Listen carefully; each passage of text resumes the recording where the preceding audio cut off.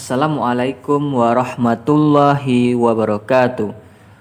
Kisah terdahulu yang berkaitan dengan optimis, ikhtiar, dan tawakal.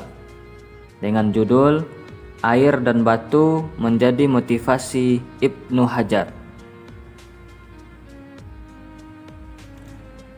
Kisah ini menceritakan tentang seorang anak yang akhirnya diberi nama Ibnu Hajar, si anak batu. Ia adalah seorang anak yatim karena ayahnya meninggal pada saat ia masih berumur 4 tahun dan ibunya meninggal ketika ia masih balita. Ibnu Hajar kecil diasuh oleh kakak kandungnya. Ia tumbuh menjadi remaja yang cerdas dan menjaga diri dari dosa. Ia sangat berhati-hati dalam menjalani kehidupannya serta belajar hidup mandiri. Namanya yang dikaitkan batu berawal dari kisah beliau dengan batu yang ia jadikan sebagai awal motivasinya untuk belajar. Kisah itu bermula ketika beliau masih belajar di sebuah madrasah. Ibnu Hajar dikenal sebagai murid yang rajin, namun ia sulit menyerap pelajaran. Bahkan ia sering lupa dengan pelajaran-pelajaran yang telah diajarkan oleh gurunya. Hal inilah yang membuatnya patah semangat dan frustasi. Pada suatu saat Ibnu Hajar meminta izin kepada gurunya untuk meninggalkan sekolahnya. Dengan langkah yang lemah ia meninggalkan sekolahnya. Di tengah perjalanan hujan pun turun dengan sangat lebatnya dan memaksa dirinya untuk berteduh di dalam sebuah gua.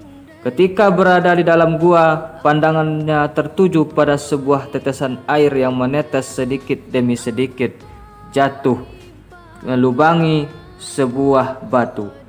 Ia pun terkejut. Beliau pun bergumam dalam hati, sungguh sebuah keajaiban.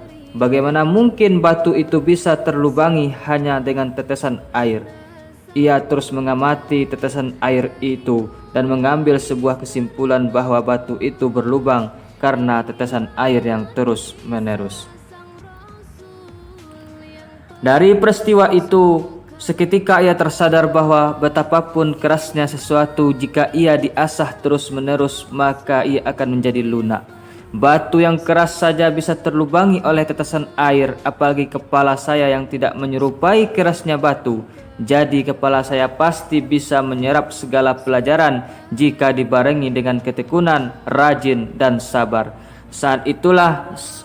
Sejak saat itu semangatnya pun kembali tumbuh. Lalu beliau kembali ke sekolahnya dan menemui gurunya.